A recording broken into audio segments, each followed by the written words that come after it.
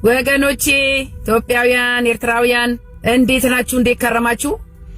ጆሮ ያለው ይስማላለሁ። እግዚአብሔር የተባረከ ይሁን። የመልእክቱ ባለቤት እግዚአብሔር ነው። ዛሬም ደግሞ መልእክት ይዤ ቀርቤያለሁ። ይህ በጣም ወሳኝ መልእክት ነው። እባካችሁ መልእክቴን ሼርና ሰብስክራይብ አድርጉልኝ፣ ለብዙዎች ይድረስ እባካችሁ። እግዚአብሔር ለእረኞች ለቤተክርስቲያን መሪዎች እንደዚህ ይላል። ስሙኝ። ሕዝቅኤል 34:10 ላይ በጣም የሚገርማችሁ ነገር ይሄ ነገር ሳይመጣ ከ3 ከ4 ሳምንት በፊት መልእክቴን ወደ ኋላ መልሳችሁ ብታዩ እግዚአብሔር በእረኞች ላይ ነኝ ይላል ብዬ መልእክት አስተላልፌ ነበር። እግዚአብሔር እየተናገረ ነው ወገኖቼ፣ በቃሉ እየተናገረ ነው። እኔ ነብይ አይደለሁም። ደግሞ ነብያት ነብይ ነሽ ብላችሁ ደግሞ እንዳታወግዙኝ። እኔ ነብይ ብዬ ራሴን አልጠራውም። እግዚአብሔር ግን ወንጌላዊት ብሎ ሹሞኛል። ወንጌልን ግን እናገራለሁ። ወንጌላዊት ሚል ሹመት የለም እንዳትሉ ብቻ ስሙ ባካችሁ። ሕዝቅኤል 34:10 ላይ ለእናንተ ከላይ ያላችሁ ለምትራገጡ እረኞች፣ የእግዚአብሔር ባልሆነ ነገር ለተገለጣችሁ እረኞች፣ እግዚአብሔር በዚህ ዘመን ጸጋ የለውም ላላችሁ እረኞች፣ መንጋውን ግራ ለምታጋቡ እረኞች እግዚአብሔር ይህን ቃል ይናገራል። ጌታ እግዚአብሔር እንዲህ ይላል፣ እነሆ በእረኞች ላይ ነኝ፣ በጎቼንም ከእጃቸው ፈልጋለሁ፣ በጎቼንም ከማሰማራት አስተዋቸዋለሁ። ይሄ ምን ማለት መሰላችሁ? አሁን የእግዚአብሔር ጸጋ የለም ብላችኋል አይደል? እዚህኛው ሙሉ ወንጌል እንዳትሄዱ፣ ከሙሉ ወንጌልም መጥቶ እንዳያገለግል፣ እርስ በርስ እንዳትነካኩ የሌላ ቤተ እምነት ብለው መጥራት ጀምረዋል። መካነ ኢየሱሶች ሙሉ ወንጌልን የሌላ ቤተ እምነት አስቡት። እንግዲህ ክርስቲያን እርስ በርሱ ብረት እንዳያረግ የሚበትን መንፈስ፣ የአንድ አባት ልጆች ሆነን ሳለ አንድ መንፈስ ጠጥተን ሆን ሳለ ይሄው እግዚአብሔር ምን አለ ብትሉ፣ በጎቼን ከማሰማራት አስተዋቸዋለሁ፣ ከዛም ወዲያ ራሳቸውን እረኞች የራሳቸውን አያሰማሩም፣ በጎቼንም ካፋቸው አድናለሁ፣ መብልም አይሆኑላቸውም። እናንተ በተለይ መካነ ኢየሱስ እግዚአብሔር ለመንጋው ሲል ይጠነቀቅና ባዶ ቤት ትቀድሳለህ።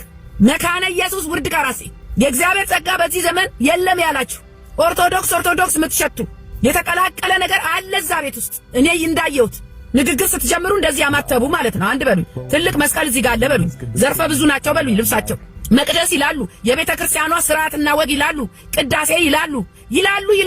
የዛኛው ቤት ምልክት አለ።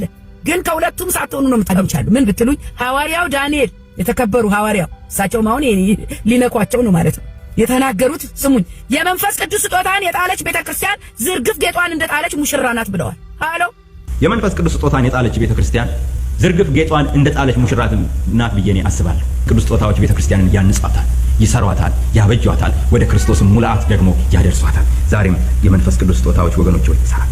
የትንቢት ስጦታን በብርቱ ምን በሉ ፈልጉ። እያንዳንዳችሁ በየግላችሁ ትንቢት ልትናገሩ ትችላላችሁ። ጌታ ሆይ የመገለጽ ስጦታ አትስጠኝ፣ ጌታ ሆይ እንዲህ አይነት ስጦታ አትስጠኝ፣ ትክክለኛ ጸሎት አይደለም።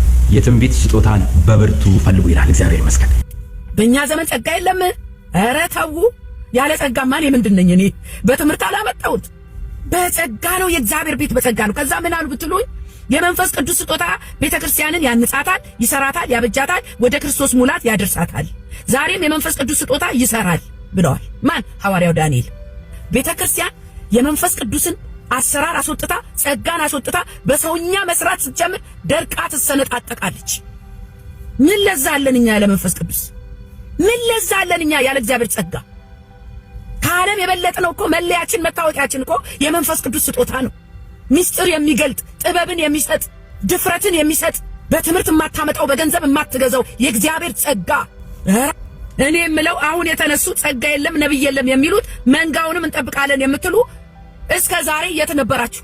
እኔ ለእናንተ ያለ ጥያቄ ይሄን በእንቁላሉ ጊዜ በቀጣሽኛል እንዳላችሁት በሐሰተኛ ነቢያትም ይሁን ህዝቡ ከተበዘበዘ በኋላ ገስታውስ ተብሎ ስንት ገንዘብ ድሃው ከተራቆተ በኋላ ስንት ትውልድ ከሳተ በኋላ ከእግዚአብሔር ከራቀ በኋላ አሁን ከየት ነው ከእንቅልፋችሁ ብንንብላችሁ ሐሰተኛ ነቢያት አካሄዳቸው ትክክል አይደለም። የት ነበራችሁ? እነዚህ ነቢያት ሲነሱ የት ነበራችሁ? እግዚአብሔርስ አልተናገራችሁም ወይ?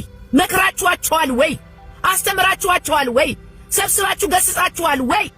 አሁን ለምን ጊዜው ነው ወይ? አሁን የመለያየት አንዱ ላይ በር የመዝጋት አንዱ ላይ አጥር የማጥበቅ የእግዚአብሔርን ነገር ቃሉን እንኳን የመስበር አሁን ጊዜው ነው ወይ? ይሄ ጥያቄ ለእናንተ አለ። የት ነበራችሁ? አልረፈደም ወይ? ትውልድ ከቃሉ ይልቅ ትንቢትን ወዶ ነብይ ገሌ እያለ ሲንከራተት ሲዘዋወር ገንዘቡን ተበልቶ ካለቀ በኋላ ከእግዚአብሔር ተለይቶ ዛሬ ስንት የባዕድ ልምምድ ውስጥ ከገባ በኋላ ትውልዱ ብንናላችሁ እና ደግሞ እኮ ማስተካከልም መምከርም መገሰጽም እኮ አይደለም። በርን ዝጋ ነው። አትድረሱብኝ። ከሞን ዩ ጋይስ እግዚአብሔር አይቷል በስውር ያለው። እናንተ ታስታውሳላችሁ ቲቢ ጆሹዋ አሁን አንድ መልእክት አለኝ ስለ ቲቢ ጆሹዋ በሀገራችንም የታወቀ ነው። መጥቶም ነበር መሰለኝ፣ እኔ ብዙም አይዲያ የለኝም። ስለዚህ አንድ ሌላ አፍሪካዊ ፓስተር ነው ይሄን የሚናገረው። እናንተ የራሳችሁን አስተያየት ውሰዱበት፣ ግን ሴንስ ይሰጣል። ስሙኝ፣ የኛ ሀገርም ነብይ ስለተጠቀሰ ነው ይሄን ነገር ያመጣሁት። ቲቢ ጆሹዋን የገደልኩት እኔ ነኝ ይላል እግዚአብሔር አለ ፓስተር። ለምን ሲባል አሁን በሰይጣን መንግስት ብዙ ለቅሶ አለ። መቼ ቲቢ ጆሹዋ የሞተ ጊዜ የሰይጣን መንግስት እያለቀሰ ነው ተበሳጭቶ። ለምን ቲቢ ጆሹዋ ከሰይጣን የተቀበለው አጀንዳ ሐሰተኛ ነቢያትን ሐዋርያትን በዓለም ላይ ማስነሳት ነበር አለ። ሴንስ ይሰጣል።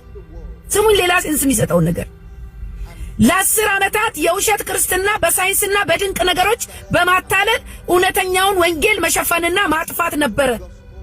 በቲቢ ጆሹዋ ላይ ሰይጣን ያስቀምጠው አጀንዳ፣ ሰይጣን የተላከበት አጀንዳ ያ ነበረ። ስሜን ከምድር ላይ መሰረዝ ነበር ዓላማው። በስተመጨረሻም ቤተክርስቲያንን የመዝናኛ የቲያትር ቦታ ማድረግ ነበረ። ስሙ፣ ቲቢ ጆሹዋ እንግዲህ ከቦታም ቆይቷል። ስሙ፣ አሁን እየተገለጠ ያለውን ነገር ምን ነግራችሁ የሰውዬ ከተናገረው ነገር ጋር እንዳልኳችሁ መዝናኛ ማድረግ ነው። ትውልድ እኔን እንዲረሳና እንዳይፈልገኝ ለማድረግ ከኔ ይልቅ ከኔ እንዲርቅና ሰውን እንዲያመልክ እንዲከተል ማድረግ ነበረ የቲቢ ጆሹዋ ዓላማ። የቤተ ክርስቲያንን ቅድስና ለማጥፋት ቲቢ ጆሹዋ አዳዲስ ነቢያትን ያሰለጥን ነበረ፣ ይመለምልና ያሰማራ ነበረ ካለ በኋላ ስለዚህ ቲቢ ጆሹዋን ድንገት የወሰድኩት እኔ ነኝ። ለምን? ሕይወትና ሞት በእኔ እጅ እንዳለ ለማሳየት ነው። በሕዝቤ ላይ ሰይጣን ስልጣን እንደሌለው ለማሳየት ነው ቲቢ ጆሹዋን ብድግ ያረኩት፣ ድንገት የወሰድኩት። እናንተ ራእዩን ሳይጨርስ የሚሞት ሰው ልብ በሉልኝ፣ ልብ በሉ ብቻ ይህን ግንዛቤ አድርጉ።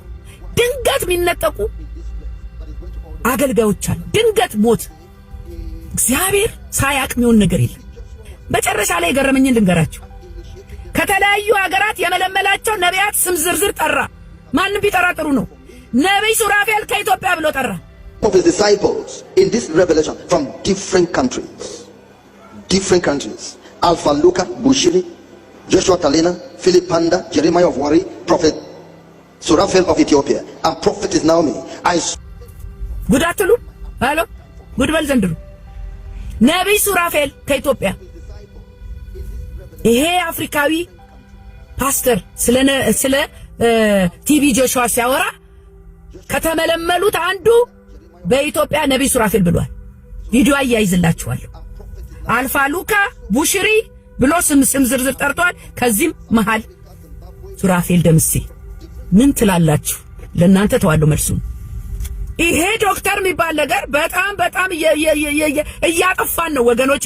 ፉክክር ተይዘዋል። ትከሻ ለትከሻ ለመለካካት። እኔም ዶክተር ነኝ፣ አንተም ዶክተር ነህ። ዶክተር ያልሆነ ሰው እኮ ቤተክርስቲያን ውስጥ ሽማግሌም አይሆንም፣ ከፊትም አይሰለፍም።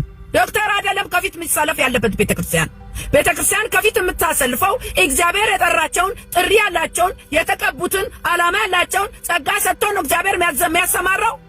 ልክ ያለምኛ አሰራር አሁን አይታችኋል። ዶክተር ይባላል። እኛ ምን አገባን? እኔ ዶክተር ምን አገባኝ? መጋቢ ነህ፣ እረኛዬ ነህ፣ ወንጌላዊ ነህ፣ ሐዋርያ ነህ። እግዚአብሔር የሰጠሽ ሹመትና ጸጋ ምንድን ነው? ወንድም አለሞች ምንድን ነው መሰሉኝ? ትልቅ ሰውዬ በጣም የተከበሩ አገልጋይ ወዳቸዋለሁ። ሰው ላይ አትደገፉ ብሎ በፓስተሩ በነብዩ ላይ አትመስረቱ፣ አትተማመኑ። ሰው ናቸውና የሚታመን በእግዚአብሔር ላይ ብቻ ይታመን። እኔን አሉና ስማቸው ጠርተው እኔን ፓስተር ጌቱ ትወዱኛላችሁ አውቃለሁ፣ ግን በመጠን በልክ አድርጉ ብለዋል። እናንተ ከፓስተር ጋር የተጣበቃችሁ ፓስተሩ ሲቀርብ ቤተክርስቲያን ሲቀር እናንተ ቤተክርስቲያን የምትቀሩ ሰው ነውና ይሰበራል። ሰው ነውና ከቤተክርስቲያን ይለቃል። አብራችሁ ለቃችሁ ብላችሁ ብትሄዱ እንደ በጣም የሚገርመኝ የማይመቸኝ ነገር ቤተክርስቲያን ሲከፈል ተከፍላችሁ ሩር ብላችሁ እንደ በግ የምትነዱ። እግዚአብሔር አንድ ነው። ቤተክርስቲያን የምንሄደው ፓስተሩን ነብዩን ብለን አይደለም፣ እግዚአብሔርን ልናመልክ ነው የምንሄደው። እኔ አሁን የፈራሁት ምን እንደሆነ ታውቃላችሁ? ወደፊት ቤተክርስቲያን ለአባላት መታወቂያ ትሰጣለች። አሎ ስሙ፣ አልጠረጠራችሁ? ለአባል መታወቂያ ታዘጋጃለች። ከዛ በኋላ ቤተክርስቲያን ስትሄዱ መታወቂያ እያሳያችሁ ልትገቡ ነው። እኔ ሙሉ ወንጌል ነኝ። ሙሉ ወንጌል አገባም መካነ ኢየሱስ እንደ ዘመኑ እንዳገሬ ቀበሌ አማራ ኦሮሞ መታወቂያ ላይ ምን አገባ አንተ? ኢትዮጵያዊ ነህ። የዘረኝነት መንፈስ ቤተክርስቲያን ገብቶ መንፈሳዊ ዘረኝነት ሊገለን ነው። አሁን መታወቂያ ያወጡልናል ታያላችሁ። ቤተክርስቲያን ሊለዩ ማለት ነው። እግዚአብሔር ግን ይነሳል፣ ይናጠቃል ትውልዱን። እናንተ እረኞች እየተራገጣችሁ ያላችሁ መንጋው እንዳይጎዳ ለመንጋው ተጠንቀቁ።